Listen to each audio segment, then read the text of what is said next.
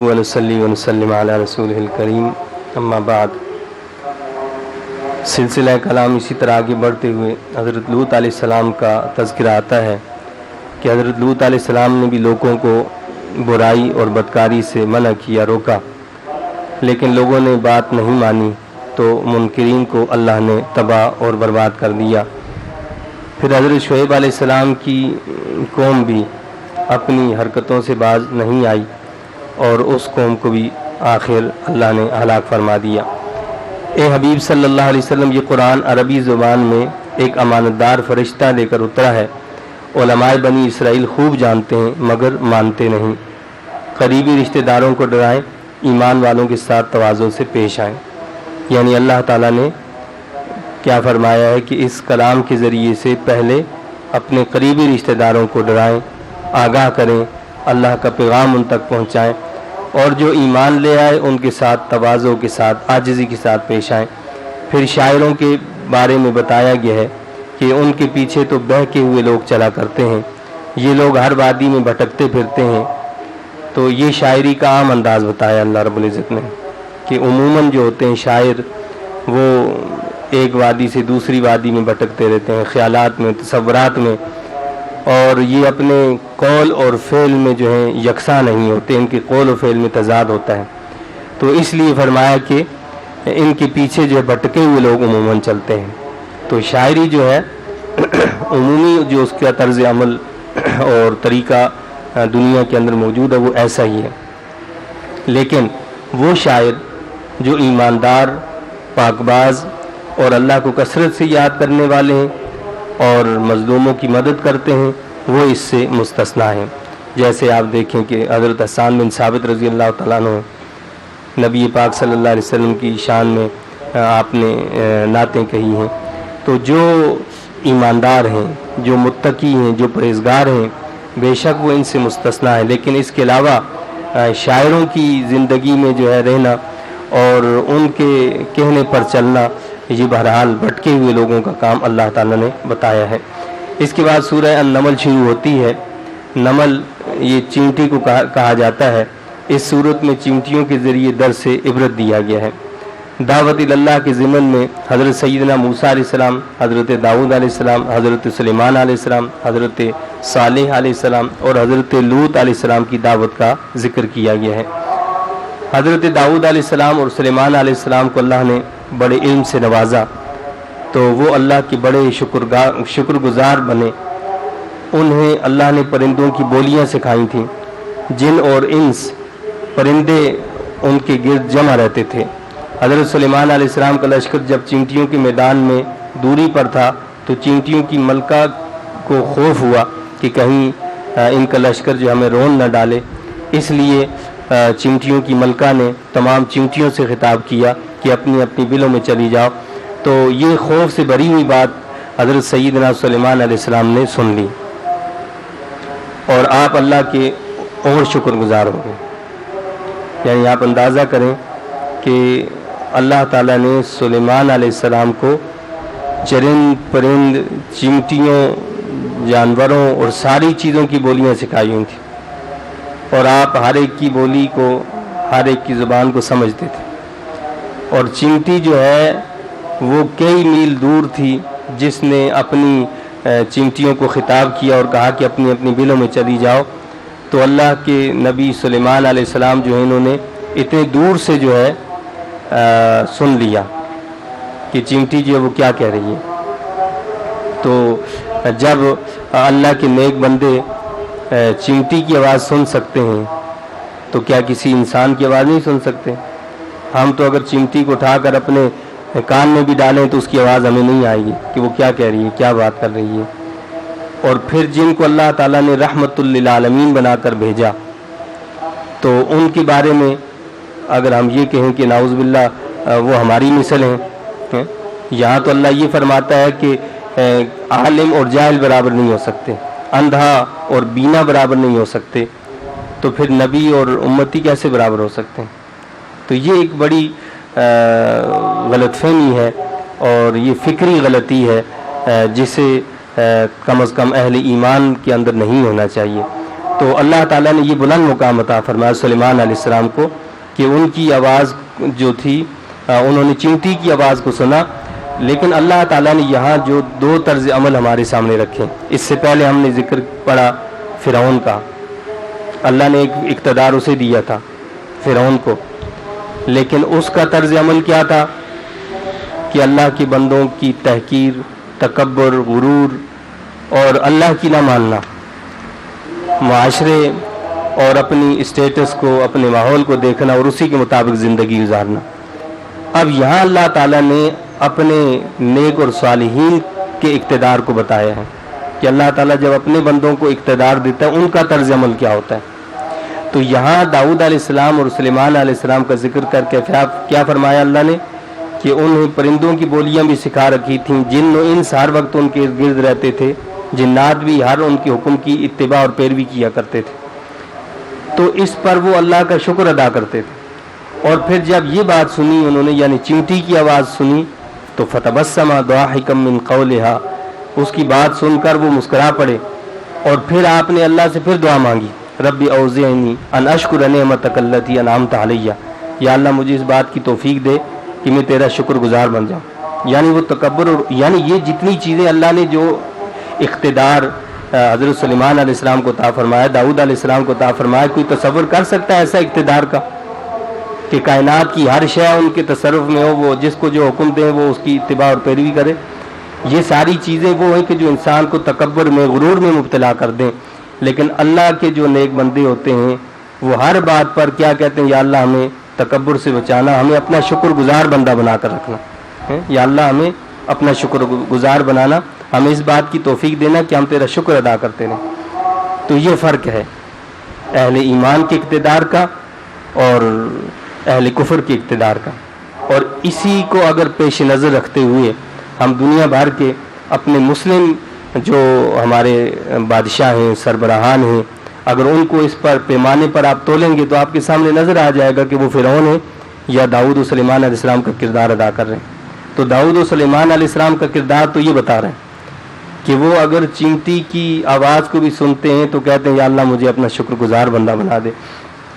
اور پھر جو ہے اس کے بعد یعنی ملکہ کی آواز سننے کے بعد جب آپ شکر گزاری کرتے ہیں، پھر آگے ایک اور بات بتائی گئی ہے کہ چونکہ پرندے بھی آپ کے پاس ہر وقت موجود رہتے تھے اور جو موجود نہیں ہوتا تھا تو آپ اس پر باز پرس کرتے تھے. تو ہدہد ایک پرندہ جو ہے وہ ایک دن موجود نہیں تھا. تو سیدنا سلیمان علیہ السلام نے فرمایا کہ بھائی وہ کہاں ہے. اگر اس نے صحیح وجہ نہ بتائی، یعنی صحیح عذر اس کا نہیں ہوا، تو اس کو پھر سزا ملے گی.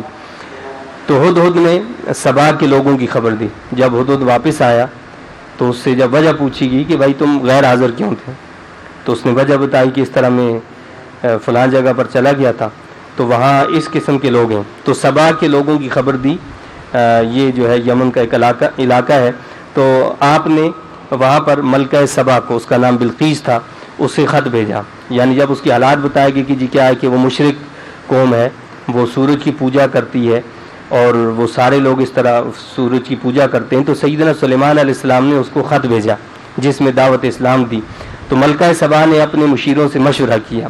مشورہ کرنے کے بعد انہوں نے کہا کہ جی ہمارے پاس طاقت ہے، ہمارے پاس یہ اور وہ، ہم مقابلہ کر سکتے ہیں، فلاں کر سکتے ہیں، باقی آپ کی جو مرضی ہو. تو ملکہ جو تھی وہ بڑی سمجھدار تھی. اس نے کچھ تحائف جو ہیں وہ بھیجے آزمانے کے لیے کہ دیکھیں کیا جواب ملتا ہے. تو جب سلیمان علیہ السلام کے پاس وہ تحائف پہنچے تو آپ نے ان تحائف کو رد فرما دیا اور واپس کر دیا اور کہا کہ اس کو کہو کہ یہ اپنے تحائف اپنے پاس رکھو، اللہ نے ہمیں اس سے زیادہ دیا ہے. تم یعنی یہ ایک دھمکی بھی تھی آپ کی طرف سے کہ اگر تم مسلم بن کے حاضر ہونا چاہتی ہو تو آ جاؤ، بصورت دیگر پھر جو ہم خود آئیں گے. یہ ہے مسلم حکمران کا طرز عمل. حضرت سلیمان علیہ السلام یعنی اللہ نے جو ان کو اقتدار دیا تھا تو آپ نے اس کو دعوت دی کہ اسلام قبول کرو اور یہ طریقہ ہے، یہ طرز عمل ہے اور یہ دعوت ہے. اگر تم نہیں آؤ گی تو پھر ہم جو آئیں گے. تو اس نے اپنے مشیروں سے مشورہ کیا. وہ کہنے لگے کہ جی ہمارے پاس طاقت، ہم ان کا مقابلہ کریں گے. اس نے کہا کہ جب جنگ ہوتی ہے اور پھر جو فاتح ہوتا ہے وہ جب ملک کے اندر داخل ہوتا ہے تو وہ پھر عزت والوں کو ذلیل کر دیتا ہے اور پھر جو ہے حالات جو ہوتے ہیں بہت خراب ہو جاتے ہیں۔ بہرحال آگے اللہ تعالیٰ نے بتایا کہ پھر کیا ہوا کہ ملکہ سبا جو تھی، حضرت سلیمان علیہ السلام کی مجلس لگی ہوئی تھی، آپ نے مجلس میں ہی حکم دے دیا کہ اس کا تخت اٹھا کر لے آؤ۔ تو ایک ان میں جنات میں سے کھڑا ہوا، اس نے کہا کہ جی میں جو ہے اس تخت کو جو ہے آپ کی مجلس برخاست ہونے سے پہلے یہاں پر حاضر کر دوں گا۔ وہ تن و من جو ہے اس کی وزن تھا، بہت وزنی بھی تھا اور بہت عالی شان اس کا مال جو ہے تخت تھا۔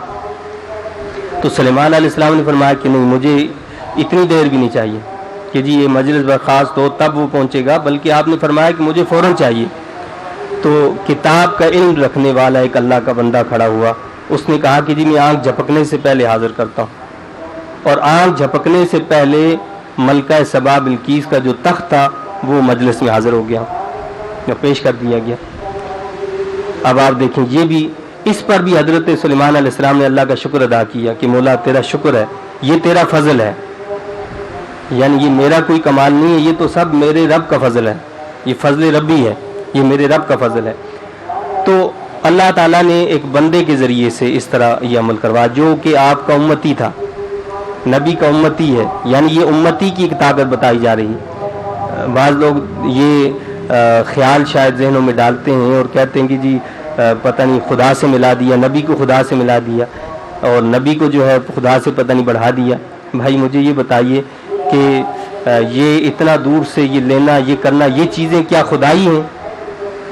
یہ تو اللہ تعالیٰ نے اپنی قدرت کے نمونے بتائے ہیں کہ ان چیزوں کو دیکھو تو اس سے اندازہ کرو کہ اللہ کی قدرت کیسی ہوگی۔